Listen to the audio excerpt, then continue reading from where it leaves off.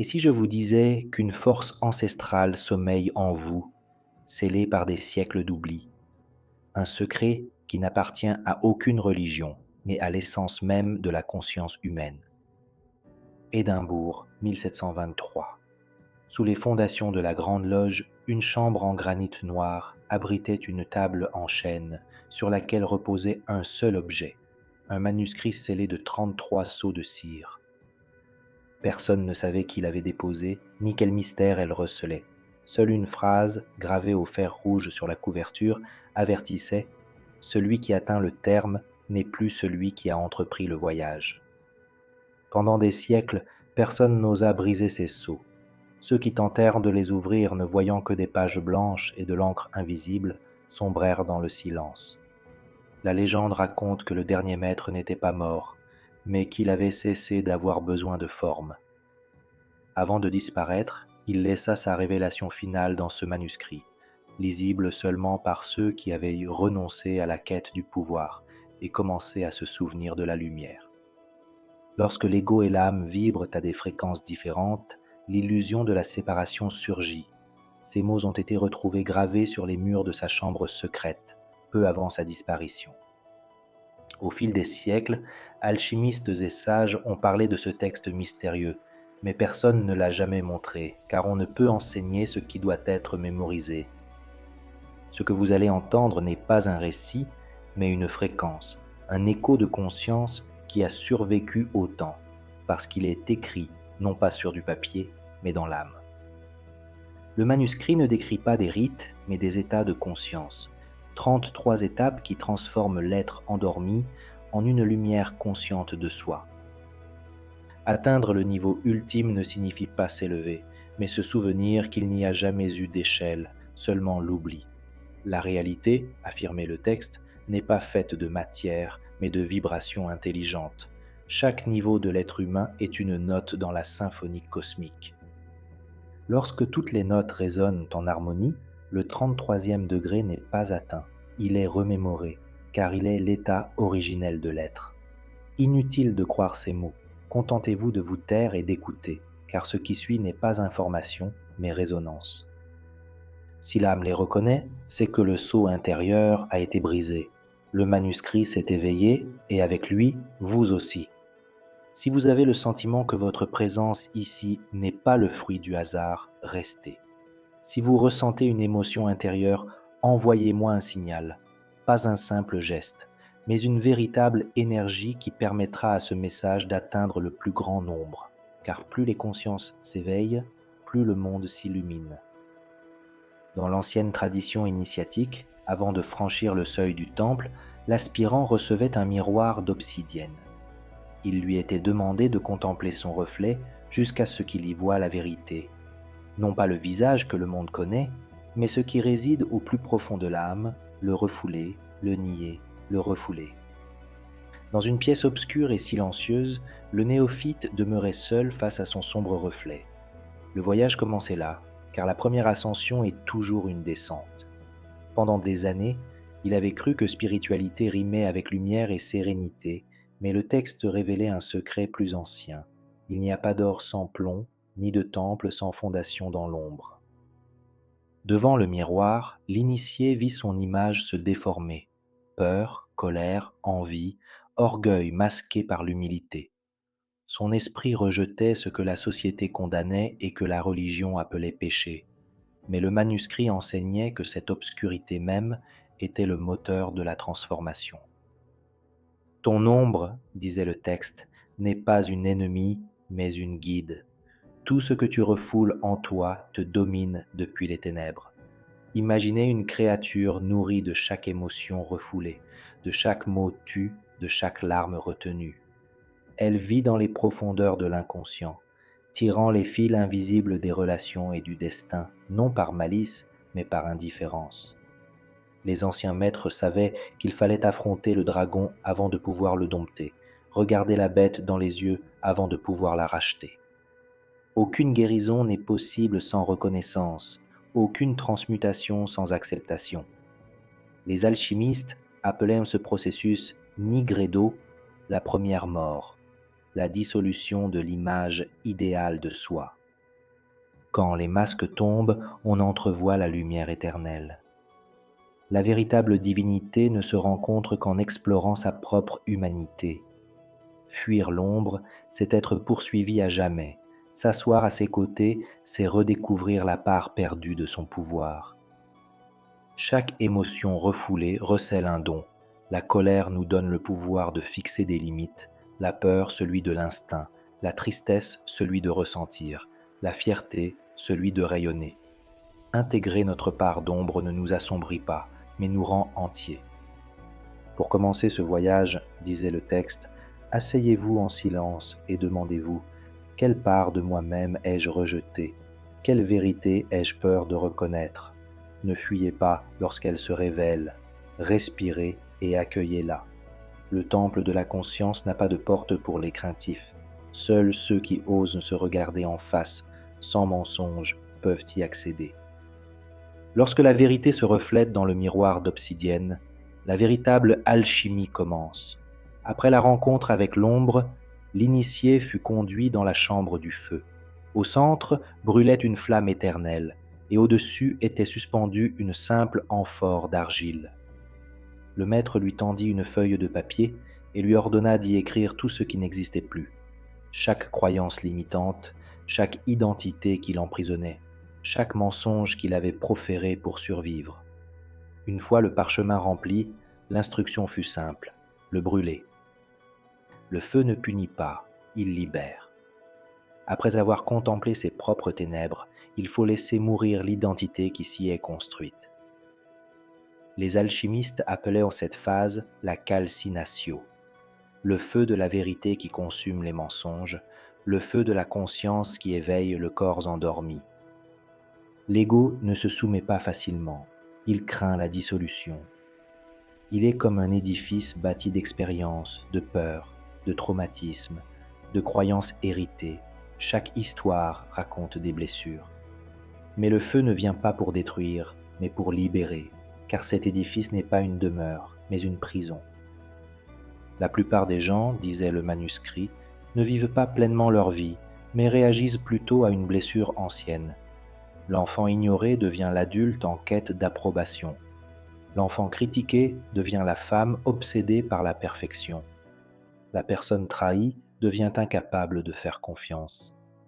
Chaque identité naît d'une histoire non guérie. Lorsque l'initié craint de se perdre sans ses masques, le maître répond « exactement », que l'imposteur meurt et ce qui restera sera vrai. Pour se trouver, il faut se perdre.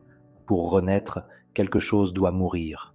Non pas l'essence, mais l'armure forgée par la souffrance. Le feu purifie car il révèle le diamant caché sous les cendres. Le sacrifice requis n'est pas celui du sang, mais celui de tout ce qui a servi ses desseins, les liens nés de la peur, les rôles qui emprisonnent, les croyances jamais remises en question. Résister au feu engendre la souffrance, s'abandonner la transforme en grâce. Deux sortes de souffrances accompagnent l'initié, celle de la résistance et celle de l'abandon. La première perpétue l'enfer, la seconde ouvre la voie du paradis. Quand les vieilles histoires se consument en cendres, il reste un espace pour respirer, pour bouger, pour être sans avoir à le prouver. Et dans cet espace, la mémoire originelle renaît. Écris, dit le maître, ce qui n'est plus vrai en toi, ce que tu crains d'abandonner, puis brûle-le.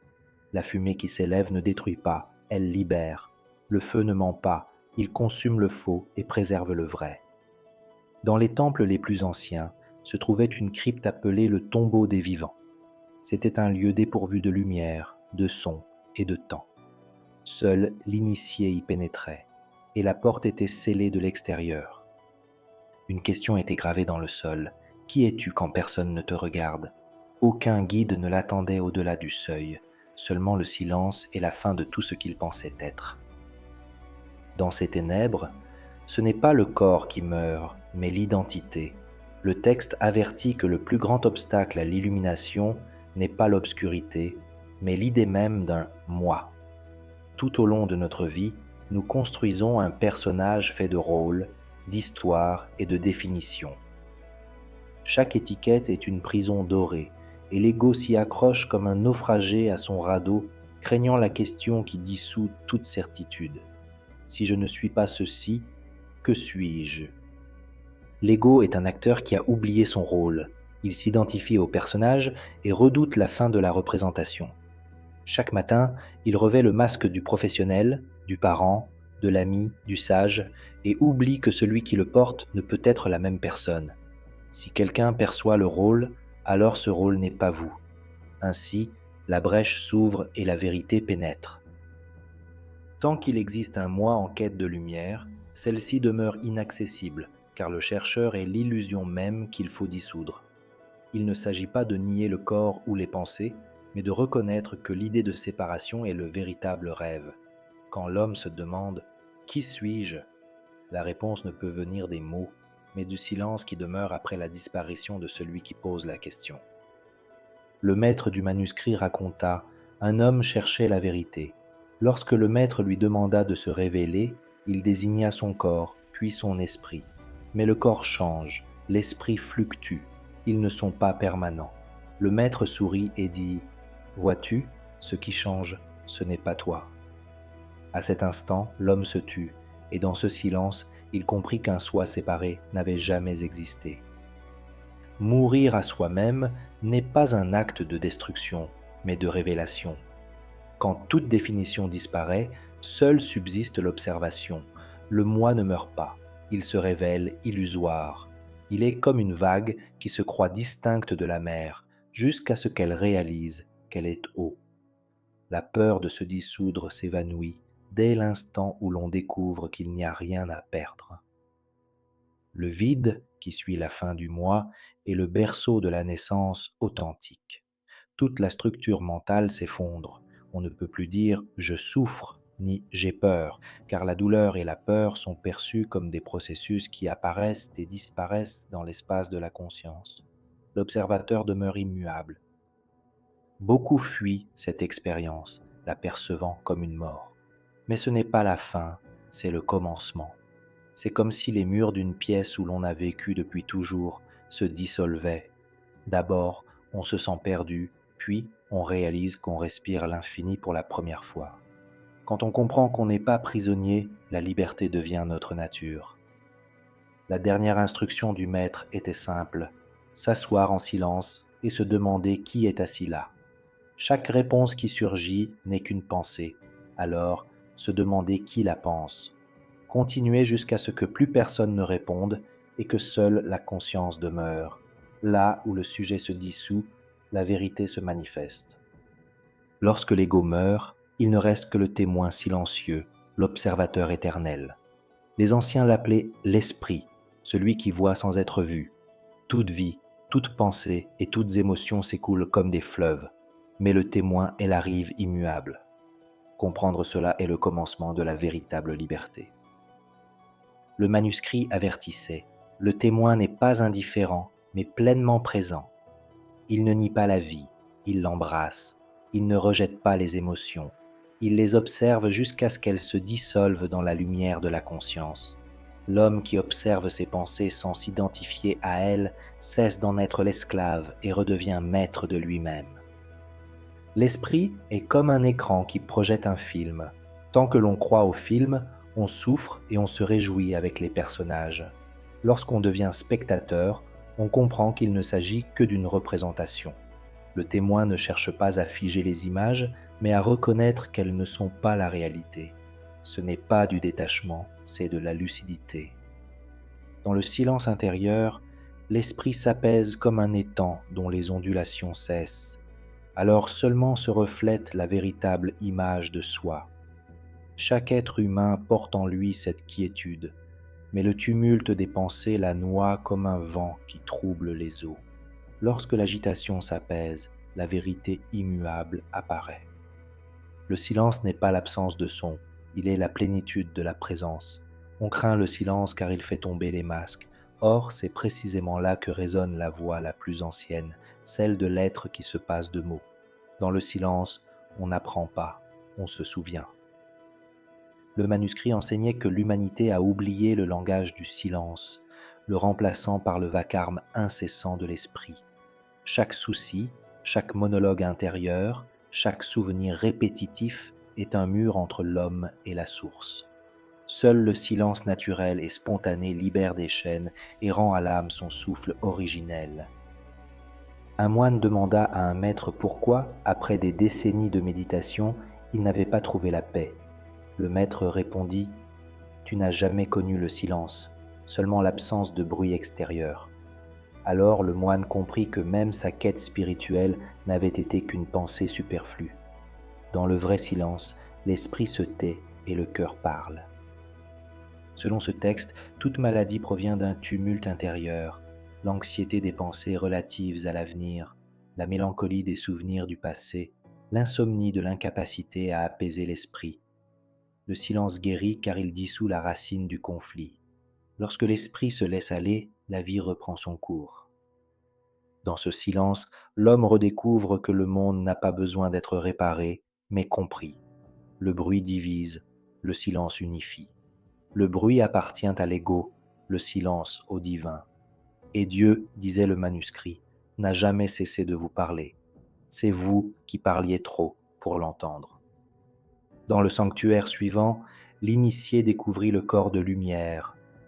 Assis devant un vase d'eau pure, il apprit à percevoir les courants subtils qui la traversaient. Après des heures d'immobilité, il sentit ses mains vibrer, sa poitrine brûler, sa colonne vertébrale frémir. Il comprit alors que le corps n'est pas matière, mais énergie condensée. La science moderne le confirme. Il n'existe pas de matière solide, seulement des fréquences vibrant à différentes densités. Le corps est presque entièrement constitué d'espace et de lumière informée. Les anciens appelaient ce champ le corps subtil, le prana ou le chi, un fleuve d'énergie qui soutient la vie. Chaque émotion est un mouvement d'énergie, chaque pensée une onde de fréquence, chaque douleur un blocage. Lorsque le flux intérieur est libre, la santé règne. Lorsqu'il s'interrompt, la maladie apparaît.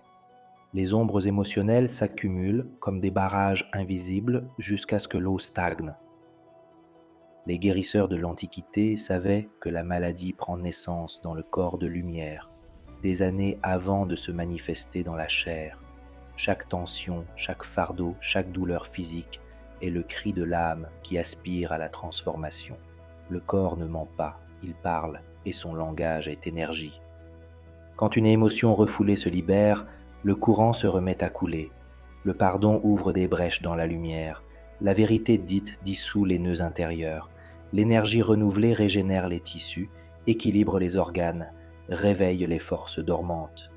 Les mystiques parlèrent de miracles, mais il s'agit simplement du retour de la nature à son état originel. Ceux qui perçoivent le corps comme une vibration comprennent que la guérison ne vient pas de l'extérieur. Chaque pensée est un ordre biochimique, chaque croyance un ordre cellulaire. La matière obéit à la conscience, car c'est la conscience elle-même qui l'anime. Le corps physique est l'ombre du corps de lumière. Lorsque ce dernier est purifié, la matière se réaligne également. Vous n'êtes pas chair animée par l'esprit, mais esprit utilisant la chair comme instrument. Et ce qui n'est pas né ne peut mourir. Ce souvenir que l'on est lumière dissipe la terreur de la mort, car elle n'est pas une fin, mais un changement de fréquence. L'esprit ne se perd jamais, il change de forme, comme la rivière qui se change en brouillard, puis redevient pluie. Lorsque l'initié perçoit la vibration qui parcourt sa peau, il entrevoit la vérité la plus ancienne. Il est le flux de lumière qui imprègne toute chose. Non pas une partie du cosmos, mais le cosmos lui-même, se reconnaissant dans sa propre splendeur. Entre les deux yeux visibles se cache un troisième, invisible et oublié. Il n'appartient pas au corps mais à l'âme, et son ouverture marque le passage de la perception des formes à la vision de l'essence. Les anciens l'appelaient l'œil de la connaissance, un organe spirituel capable de percevoir la lumière directe et non celle réfléchie par les sens. Dans les rites égyptiens, l'initié était plongé pendant des jours dans l'obscurité la plus totale, jusqu'à ce que des ténèbres intérieures émergent des formes de lumière, des géométries et des couleurs inconnues du monde physique. Dans cette obscurité, l'esprit s'abandonnait et une vision nouvelle se révélait. Le manuscrit enseignait que les yeux du corps ne perçoivent qu'une fraction de l'existence, tandis que l'œil de l'âme contemple l'ensemble du spectre de l'être. Dans le cerveau, expliquait le texte, se trouve une glande appelée glande pinéale, considérée depuis l'Antiquité comme le point de rencontre entre l'âme et le corps. Lorsqu'elle s'éveille, la vision transcende les limites de la matière. On ne voit plus les objets, mais les énergies qui les composent, non pas les apparences, mais les causes. La vraie vision n'observe pas, elle reconnaît. Quiconque ouvre ce regard intérieur ne peut plus être trompé, car les mensonges s'évanouissent devant la lumière de la conscience. Tout devient transparent, les masques tombent, les intentions se dévoilent, la réalité révèle ses subtilités.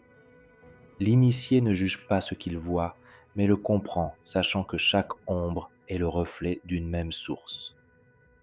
Le regard spirituel ne se limite pas à l'extérieur, il pénètre le corps, les souvenirs, les vies vécues par l'esprit. En lui se révèle le dessein global de l'existence. Chaque rencontre, chaque douleur, chaque joie trouve un sens, tandis que la conscience contemple enfin la trame de son propre destin. Lorsque la vision s'ouvre pleinement, le monde apparaît comme un seul visage. Il n'y a plus de pluralité, mais un seul, reflété dans une infinité de miroirs. Les deux yeux du corps perçoivent les différences. Le troisième perçoit l'unité. À ce moment précis, l'être humain cesse de chercher Dieu, car il découvre qu'il a toujours été le regard à travers lequel Dieu observe. Dans le sanctuaire suivant, le feu occupait à nouveau une place centrale. On l'appelait le feu sacré, le courant vital qui sommeille à la base de la colonne vertébrale. L'initié restait assis en silence jusqu'à ce qu'il sente une chaleur monter du plus profond de lui-même, une énergie vivante le parcourant comme une flamme consciente. Ce n'était pas une illusion, mais une puissance réelle, la force qui engendre la vie. Les sages enseignaient que cette énergie, dirigée vers l'extérieur, crée des formes matérielles. Élevée vers le ciel, elle engendre la conscience. C'est la même force qui meut les étoiles, concentrée en l'homme comme une semence divine. Les ignorants la gaspillent dans le plaisir ou la peur, les maîtres la transmutent en lumière. Réprimer l'énergie la corrompt, mais l'élever la transforme en puissance spirituelle. Lorsque la passion se sublime, le désir devient prière et l'instinct créativité. Ainsi, l'initié apprenait à inspirer sa propre énergie, la guidant vers le sommet de la tête où le feu terrestre rencontre la lumière céleste. Cette rencontre est la naissance du soi intégral, la fusion des principes masculins et féminins, de la matière et de l'esprit. De cette union naît l'être complet, androgyne par l'âme, non plus dépendant de la dualité mais l'englobant. En lui, la volonté et l'amour cessent de s'opposer et deviennent un seul acte conscient. L'énergie sacrée est celle-là même que les artistes appellent inspiration et les mystiques extase. C'est l'étincelle primordiale qui, canalisée, alimente la création et la guérison. Lorsque l'être humain apprend à la préserver et à la diriger, le corps se régénère, l'esprit s'éclaircit et l'âme s'épanouit. Le feu ne détruit pas, il illumine. Après avoir maîtrisé le feu, l'initié pénétrait dans le temple du cœur. L'esprit menait jusqu'au seuil, mais seul le cœur pouvait l'ouvrir. En ce lieu, on n'étudiait pas, on ressentait. Le disciple écoutait les battements de son propre cœur jusqu'à ce qu'il s'harmonise avec le rythme universel, reconnaissant que chaque cœur est un écho du cœur divin. La science ancienne savait déjà que le cœur pense, perçoit et communique. Siège de la conscience intuitive, il est plus puissant que le cerveau et capable d'influencer tout ce qui l'entoure. Lorsque l'énergie qui monte des profondeurs atteint le cœur, elle se transforme en compassion et la connaissance en sagesse. Sans amour, même la vision spirituelle est stérile. Le pouvoir sans cœur engendre la tyrannie, la sagesse sans chaleur produit le froid. Seul l'amour inconditionnel, qui rayonne comme le soleil et ne demande rien, peut transformer la connaissance en lumière vivante. Le véritable amour ne possède pas, il accueille et laisse être. Chaque fois que nous fermons notre cœur pour nous protéger de la souffrance, nous nous privons aussi de joie. Pardonner ne libère pas les autres, mais nous-mêmes du poison de la haine. L'amour véritable embrasse le monde sans exigence, reconnaissant en chaque visage une expression différente d'un même esprit. Lorsque le cœur est pleinement ouvert, il devient un portail entre la terre et le ciel. Le feu de la matière et la lumière de l'esprit fusionnent en une seule vibration. En ce centre sacré naît l'amour conscient, non pas un sentiment, mais une présence qui transforme tout ce qu'elle touche. L'enseignement final affirmait qu'aucun temple extérieur ne conduit à la vérité. L'esprit érige des autels, mais seul le cœur les habite. Lorsque le cœur et l'esprit s'unissent, l'homme cesse de chercher le divin, car il le reconnaît comme son propre souffle.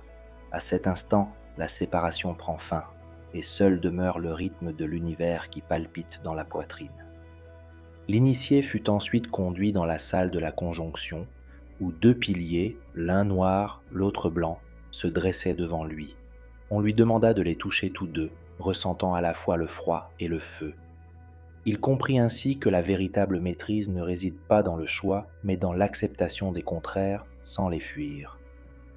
Tout dans l'univers oscille entre deux pôles opposés, le jour et la nuit, la vie et la mort, le masculin et le féminin, l'expansion et la contraction. L'être humain, lui aussi, porte en lui ces deux natures. Nier l'une, c'est perdre l'équilibre. La sagesse consiste à les laisser s'harmoniser, à l'image du souffle et du rythme cardiaque. Ceux qui rejettent leur principe masculin ne peuvent se manifester, ceux qui rejettent le féminin ne peuvent accueillir. L'action sans sensibilité engendre la dureté, le sentiment sans décision engendre la confusion. Seule leur intégration produit la plénitude. L'harmonie n'est pas statique, mais une danse consciente entre des forces opposées. Tout conflit intérieur naît de polarités opposées. Lorsqu'une partie de vous aspire à évoluer tandis que l'autre souhaite stagner, le corps souffre et l'esprit se divise. Écouter ces deux voix et les laisser se rejoindre au centre est l'art de l'alchimiste intérieur. Dans cette union, les contraires s'annulent et l'être retrouve sa plénitude. La formule ancestrale « dissoudre et réassembler » ne concerne pas les métaux, mais les états de l'âme. Il faut d'abord briser les illusions, puis les réassembler sous une forme supérieure. Seuls ceux qui ont affronté leur part d'ombre, consumé le faux moi et traversé la mort symbolique peuvent atteindre la synthèse qui unit tous les êtres. Le manuscrit concluait qu'au 33e degré, l'être humain devient cosmique et androgyne, une fusion de toutes les polarités. Il est ferme comme la pierre et fluide comme l'eau, sévère et doux, silencieux et créatif. Plus rien ne peut l'atteindre, car rien ne lui est étranger. Tout ce qui existe vibre dans son souffle même. Ceux qui ont intégré les contraires sont imprévisibles et invulnérables. Ils répondent à la violence par la douceur, au chaos par l'ordre, à l'ordre par la liberté. Ils ne réagissent pas, ils s'harmonisent. Ils sont le point immobile autour duquel gravite le monde. Le véritable accomplissement ne consiste pas à vaincre les ténèbres ni à échapper à la matière, mais à reconnaître que la lumière et les ténèbres proviennent d'une même source. Il n'y a pas deux principes, mais une conscience unique qui se reflète. L'amant et l'aimé, le chercheur et le trouvé ne font qu'un seul être qui se souvient. Dans le silence final du manuscrit, l'écho de ces paroles se dissout en une unique révélation. Tout ce qui existe est un. Deux ailes permettent le vol, mais l'oiseau est un. Deux colonnes soutiennent le temple, mais le temple est un. Deux souffles animent la vie, mais la vie est une, et tu es cette vie qui s'observe elle-même, se souvenant que tu as toujours été lumière. Vous savez désormais que le chemin ne mène pas vers le haut, mais vers le centre. Tout ce que vous cherchiez ne se trouvait pas à l'extérieur, mais au sein de votre propre vibration. Le manuscrit s'est éveillé, mais vous seul pouvez le maintenir vivant, en choisissant chaque jour la lumière de la conscience plutôt que le sommeil de l'habitude. Si ce parcours vous a touché, partagez votre enthousiasme pour amplifier la portée de ce message. Écrivez le mot éveil dans les commentaires pour y inscrire durablement votre intention et abonnez-vous à la chaîne pour continuer à cheminer ensemble au-delà du quotidien. Je te souhaite des yeux qui voient la vérité, un cœur qui n'a pas peur de la lumière et un silence qui sache écouter l'Éternel. À bientôt, voyageurs de la conscience.